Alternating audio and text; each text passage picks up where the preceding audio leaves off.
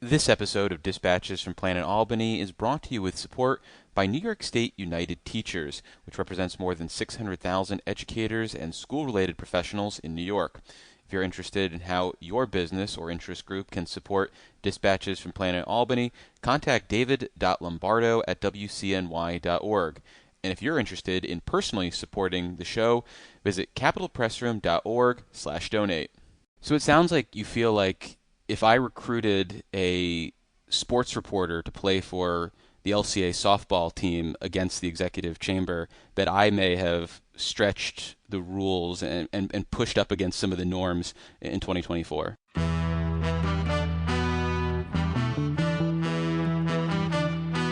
I've also declared war on potholes, so here's the first shot across the bow. Well, as you know, with Planet Albany, there's always something that makes the planet turn. And it's this amazing view of D.C., and Eddie Vedder comes out. And he goes, "You have a cigarette?" And I've never smoked in my life, but if I had, I wish that was the moment. And this strategy takes us from potholes to knotholes. I would like to say it was a pleasure, Mr. Kim. But I'm on the road. I'm David Lombardo, and this is Dispatches from Planet Albany, a WCNY podcast about power and politics in state government. And on this episode, we're exploring how New York Democrats are looking to leverage their power over state government to grow their footprint in Washington, D.C., as the party explores the possibility of adopting a mid-decade redistricting process in response to a partisan redistricting effort in red states spearheaded by President Donald Trump. To discuss what's on the table in New York, we're joined by Assemblyman Micah Lasher, a Manhattan Democrat who is the Assembly face of the effort to redraw congressional boundaries before the next census. Thanks for making the time, Assemblymember. Good to be here with you. So from my perspective, you're a good talker, you're well-versed in policies, and you have ties to the Hochul administration. So is that how you became one of the two legislative champions, along with Senator Mike Gianaris, of a constitutional amendment creating a mechanism for redistricting prior to the census? Or is there more going on behind the scenes that led to you being the face of the Assembly effort on this? I think if there's anything, it was that there was less going on behind the scenes. I think there was a lot of active public conversation about what was happening in Texas at the behest of Donald Trump to steal congressional seats. And Senator Gianaris and I have worked together on a host of things, and I certainly know his expertise on the topic. And he and I spoke about it, and we just between us thought that we should move forward with a legislative proposal. And I did confer with the governor's office and with the leadership of my chamber before I moved forward, but it was really just a sense that we needed to take action. I should say, I want to be very circumspect. The Speaker of the Assembly, my colleagues in the Assembly, at this point have not yet taken a position on this question or on the proposal that I've put forward. So while I'm certainly proud to be involved in this fight, I don't want to get ahead of my colleagues. There are going to be a lot of conversations in the months ahead, a lot of deliberation about what is the best path forward. Well, this is probably a technical question at this point then, but I've seen the Gianaris version of the amendment dropped into the public sites for looking at bills. I have not seen yours appear yet. Does that mean bill drafting is just taking their sweet time for the Assembly bills? Did you piss somebody off at LBDC? What's going on? I wouldn't read too much into that. I think it's summer months, and sometimes things just work a little slowly. So the argument behind this amendment is that New York Democrats want to have the same flexibility to redraw boundaries if states with GOP control are going to redraw their lines mid-decade. But the constitutional language that has been floated this summer in New York doesn't address language in the Constitution prohibiting lines from basically being drawn to help a particular candidate or political party. So without addressing that aspect of things, how does drawing new lines, say prior to the census, potentially help New York Democrats grow their presence in D.C.? I think as a practical matter, there's a view that because of the long and twisty road that we went down to get the last round of congressional lines, there was a small c conservatism in drawing those lines that went beyond even what would have been even beyond the limitations provided in those provisions of the Constitution. So I think there is a view that there is change that could be made with the maps that exist today while still living by the principles that exist within the state constitution around the fair configuration of districts. At the same time, as a basic principle here, I do think we have to look at what other states are doing and not unilaterally disarm. That is certainly the principle behind the idea that we should be able to do a mid-decade redistricting if other states are doing so. And I think at a certain point you have to ask the same question about what other constraints you're imposing on yourself as a state if other states are not doing so. So as I said, I think in an ideal world, we'd be able to balance the need to compete on a level playing field with other states with holding on to some of the values embodied in those principles in the state constitution. But these are the conversations that are going to have to occur in the months ahead. Well, walk me through how you think whoever draws the maps, whether it's mid-decade or in the normal process, can get around this language. I'm going to read it for listeners. Districts shall not be drawn to discourage competition or for the purpose of favoring or disfavoring incumbents or other particular candidates or political parties. I mean, that seems pretty straightforward, and unless a court is going to bend over backwards, and maybe that's what you're banking on, it doesn't seem like there's a lot of wiggle room. So how do you envision getting around that? There's no one set of maps that are handed down like tablets on Sinai. You know, there is by definition a certain amount of judgment and discretion that is inherent in the process of drawing political districts. Sure, but it's kind of like pornography. You know it when you see it, and if there's a district that connects like Westchester to Long Island, that sure looks like pornography to me. I think that if we maintain the current principles of the state constitution, yes, that would put some constraints on how aggressive a redistricting could be. But as I said, I think that the existing maps and the constraints that existed on the final set of lines that passed into law went well beyond what's in the state constitution. Because there had been so much sturm and drang over the redistricting process the last time, when the final round came, I think there was a judgment of let's not even come close to the line of acceptability. Let's draw maps that we are going to know for certain are not going to go even through another round of litigation, let alone lose another round of litigation. So I think there is room for improvement to the existing maps within the principles that are in the state constitution. But as I said, I think we do need to have an honest conversation about what it means to continue to impose on New York constraints and principles that have been eviscerated by the Supreme Court when it comes to the Voting Rights Act, and that are being ignored by red states across America who see no value in trying to impose principles into what they see as a purely political process.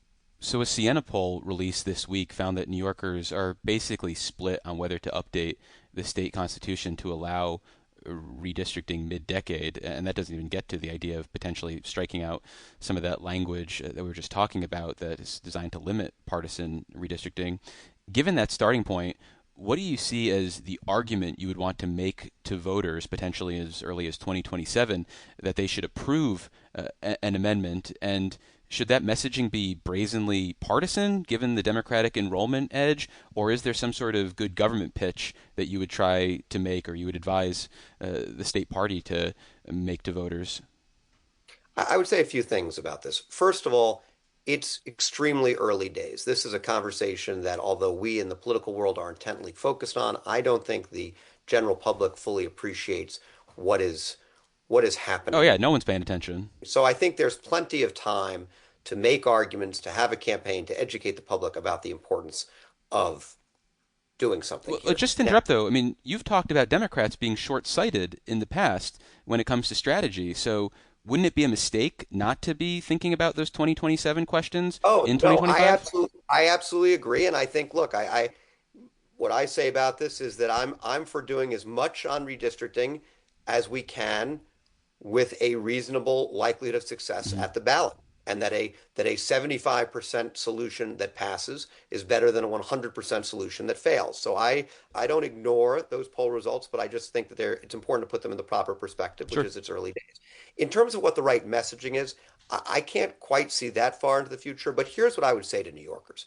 Number one, the redistricting conversation of a decade ago viewed the issue as a question of what is the right practice within New York State. We viewed it fundamentally as a New York State policy question. And the reality is this is a national policy question and a national political question. And it really is. There are 50 players on the field. We are one of 50 players. How we play in that space, how other states play in that space, all adds up to the national competition for control of Congress. And if we allow red states to redraw lines whenever they like without any principles related to the fair congressional configuration of districts, we're going to cement one-party control of Congress. And that is both a threat to our democracy and poses enormous harm to the interests of New Yorkers, because we have seen what this party is interested in doing to New York, which is enormous fiscal harm. And what the risk is, if we do not fight back, is to give these folks permanent one-party control of the House of the Representatives and elections that will be a mere formality in validating and revalidating that control. That's what's at stake. It is a very different conversation than the conversation we were having when New Yorkers first approved independent redistricting, and that's the conversation we need to have to get people to understand why this is so important. The tenor, though, of that argument is something that would obviously resonate with Democrats. It definitely wouldn't resonate with Republicans. I don't know about independents. So is that the message that you think the party should be pushing out in 2027, or is there different language that you think you would need to focus on come 2027? Well, again, I think there are sort of three different components of this. There's the ideological question, which is, yes, it's a partisan one. Do you want to give one-party control to the Republicans? There is a question of our democracy, which is, do you want to continue to have competitive elections for control of the Congress? Do you believe, even if you're a Republican or an independent, that your interests are going to be served by the people in power in Washington no longer feeling like they have to work to win your votes? And third, and this is not ideological, not partisan, the concrete interests of New Yorkers are at stake. So I want to come back to the idea of how Democrats got into the position they're in now in New York and in other blue states, some of which can act a little bit faster, potentially to have lines in place in 2026 that are new. And you've talked, as I mentioned, about this idea that Democrats are a little short-sighted on some of these political maneuvers and can get caught flat-footed. And I guess I'm curious, why do you think that was the case here? Because this is not a new idea, this idea of mid-decade redistricting. Even I'm old enough to remember people like Tom DeLay. So why are Democrats in a position where they are playing catch-up? I should say, by the way, I don't exempt myself from this. I'm not here to lecture other people about where we've fallen short, as though I haven't had the same failure of vision that others have had. I think all of us had a deep and abiding belief that there were certain norms, certain boundaries, certain rules of the game that everybody was going to sort of live within. And yes, you'd have sort of outlier events and moments of crisis, but that basically there was a bipartisan interest in maintaining some rules of fair play. And I think what a lot of us failed to realize was that the modern day Republican Party, even preceding Donald Trump, but certainly once it became Donald Trump's party, had absolutely no interest in maintaining any of those rules of fair play. That it was a maximalist effort to gain partisan advantage at the expense of all of the things that bind Americans together. And that's the world we're living in. And the fact that we have to get in that game, is there a certain sadness about it? Absolutely. Do I wish it were otherwise? No question. Is my concern about the threat to our democracy massively greater than whatever lamentations I may feel about the loss of a more civil time? 100%. Feeling powerless in the current political landscape? Don't know how to advance your agenda? Jen O'Connor and Maya Kurian are veteran policy wonks who want to make advocacy easy and maybe even fun. Contact them at jenn@joconnorconsulting.com to find out how they can help your organization navigate the levels of government in New York, improve your messaging, maximize grassroots organizing, and utilize power mapping. From passion to power, This is your introduction to successful advocacy. Are Democrats even good at this type of political fighting, though? Because I think about someone like Eric Holder, who was supposed to be helping Democrats lead the charge on redistricting years ago, and this whole focus on the states, and it's like, well, it seems like they're not on top of things right here. So do you feel like Democrats are in a good position to have this fight? I think we must have this fight, and we must use the tools available to us. And so certainly there are ways in which I wish we were better positioned. I wish we could make this happen in New York in time for the 2026 elections. But my reaction to that is, let's not spend a ton of time dwelling on how we might have better set ourselves up for this moment. Let's assess the landscape. Let's figure out what levers and what tools are available to us, and yet let's use them with all of the speed and force that we can muster. Is there anything to the idea, which we sort of just hinted at, that the ends don't justify the means? Is there anything you wouldn't do moving forward, any norm you wouldn't break to potentially help a Democratic candidate? Is there a line in the sand that you see moving forward? I think that's a hard question to answer.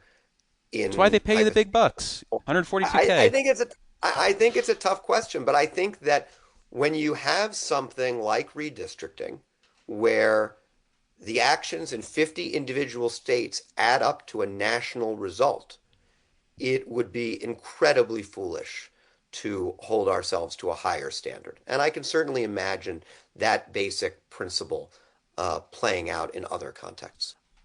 Sticking with that idea of trying to avoid being short-sighted, what do you see as the next political fight? Are you beginning to try to look at the landscape, try to put yourself in the mind of Republican strategists who seem good at figuring out where they can press against the wall before it breaks? Any sense of what that might be at this point? I think I have heard some interesting legal strategies around putting some of the jack back in the box on corporate super PAC spending. And I think that is a potentially very interesting place where we should be looking as Democrats, because I think we are enormously disadvantaged by the ability of our largest corporations to spend lavishly in elections. And I think we have to be extremely aggressive in the near term about making the harms of this administration extremely real and clear and concrete to the people that are experiencing them or going to experience them. So we've been thinking about redistricting as something that couldn't happen until 2028 at the earliest if an amendment is adopted in 2027. Is there anything you're exploring about bringing, say, a challenge to the existing state Senate lines, for example, that could potentially open the door up again to drawing all the lines again? Or have the state Senate already said, we're good? We're concerned about the lines, but we're not that concerned about the lines. I'm not personally exploring that question. Others are. And I think as should be the case, we should explore every avenue to be able to fight back against Texas right now. I do think that part of our obligation is to do two things at once, which is to be as ambitious and bold as possible, while also being honest with people about the possibilities. And I think the reality is that it is unlikely that we will find a winning strategy to redraw lines for 2026. In terms of the potential to grow New York's Democratic congressional delegation, where do you potentially see opportunities? Is it as simple as the two Republican Long Island seats could potentially become one Democratic and one Republican? Mike Lawler somehow absorbs more of George Latimer's district.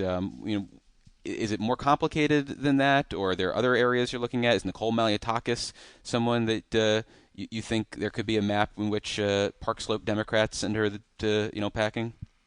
Well, I certainly wouldn't shed any tears if we were able to retire Congresswoman Malliotakis.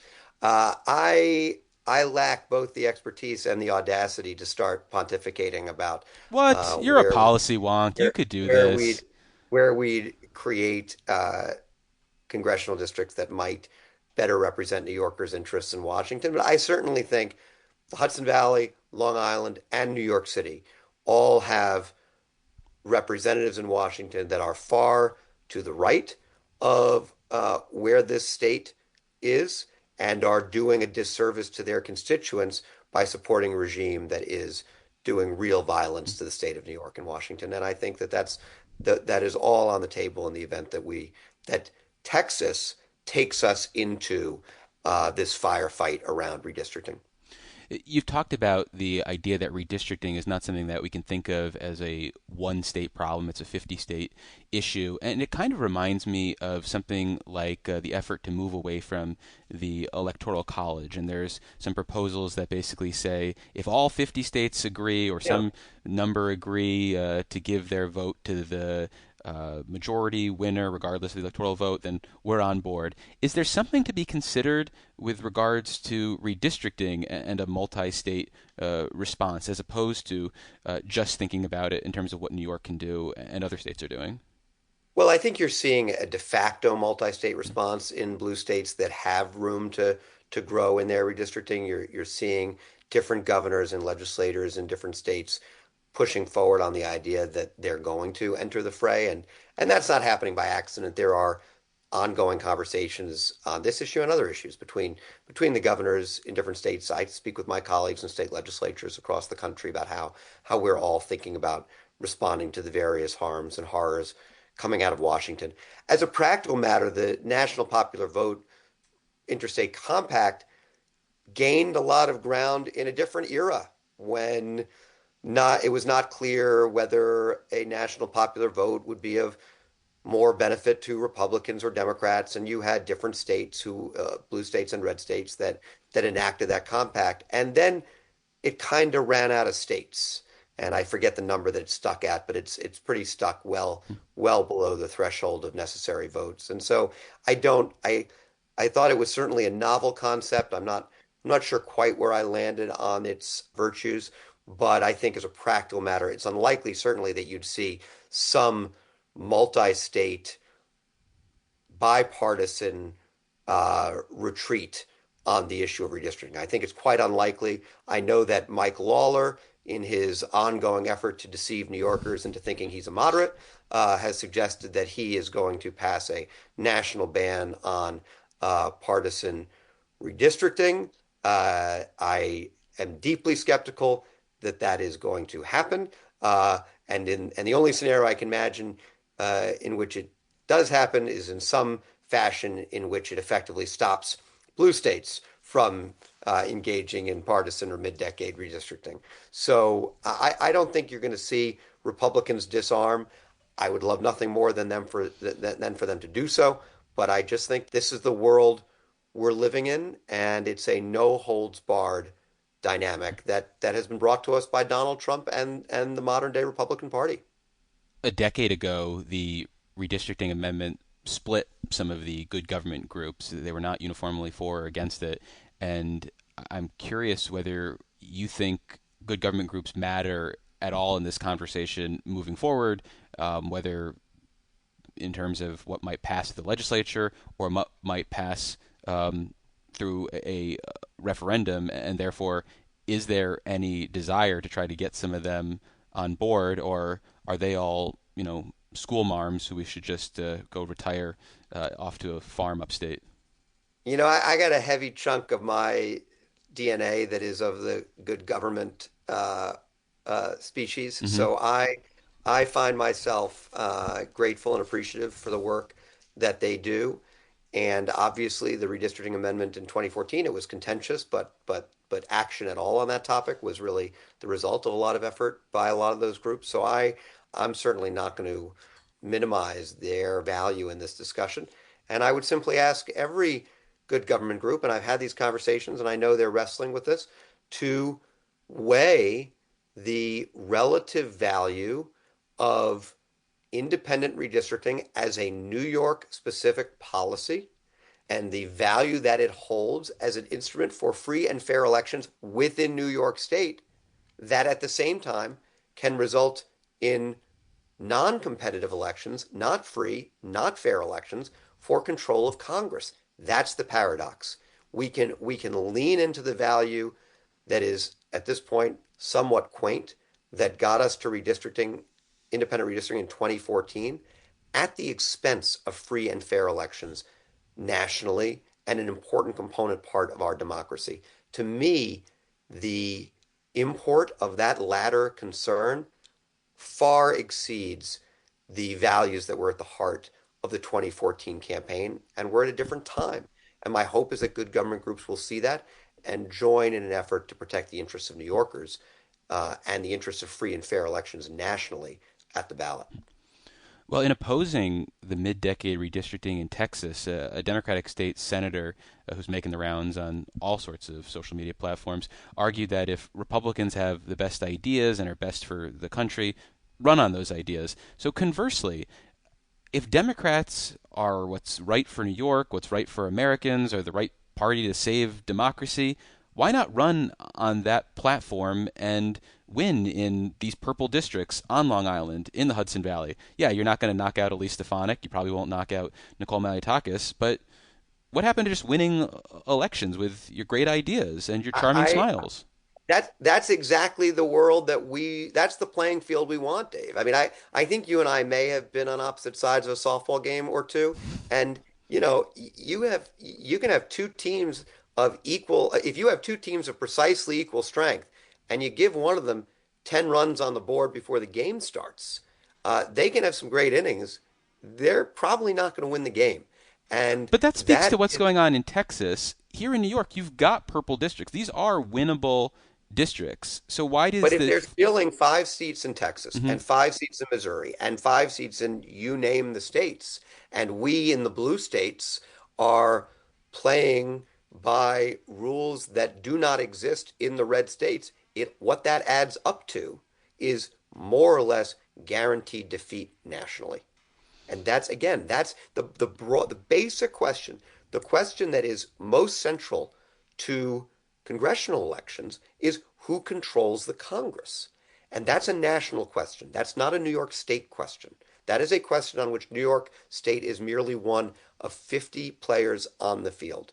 And what's at risk is that will cease to be a question, that it will be an answered question in every election because the playing field has been tilted irrevocably in favor of one party. That's what the Republicans are going for. Well, before I let you go, the DCCC, I'm curious, what, if any, conversations have you had with them about that? Have they offered any guidance in this process? Have the New York State Democrats and Jay Jacobs offered any sort of guidance? Because it's clearly a partisan game at this point. So are we removing any sort of, church and state line? And what are you hearing from these political apparatus? I think in general there's a collective understanding that New York has an important role to play in fighting back against what Donald Trump is doing in Texas, in making sure that we have free and fair elections nationally. And there are going to be a lot of conversations between all of those parties, but particularly between the governor and the legislative leaders, on what is an approach that holds in balance the interests of New Yorkers, the values of New Yorkers, and the need to win when the amendment goes to the voters, which is not a small matter. So I think all of that is in the mix. Nobody has a monopoly on the right answer. Nobody has a crystal ball to tell them exactly what to do. But I think that everybody's going to proceed with a lot of care and fundamentally with the interests of New Yorkers at heart. Is Senator Gianaris telling you don't write anything down? In fact, don't do any interviews because all of this is going to be used against us in court one day? I think that Senator Gianaris and I are both very intent on making clear to New Yorkers what's at stake here. And it's redistricting. The thing about redistricting is it's kind of the province of a certain subset of wonks and pals like me. But the reality is that the stakes have gotten extremely high and extremely material for the people of New York, and we have to educate folks so that they understand that. Well, we've been speaking with Assemblymember Micah Lasher. He's a Manhattan Democrat. Assemblymember, thanks so much for making the time. I really appreciate it. Thanks for having me.